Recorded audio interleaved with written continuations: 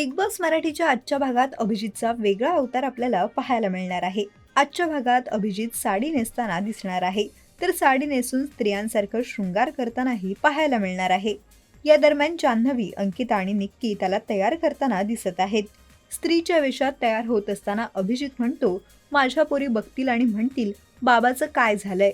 तर अभिजितला साडीमध्ये बघून अरबाज व सूरज त्याला चांगलीच कॉम्प्लिमेंट देतानाही दिसून येते. त्यामुळे आजच्या भागात नक्की काय घडणार, घरातील सदस्य काय धुमाकूळ घालणार हे पाहणं रंजक ठरणार आहे.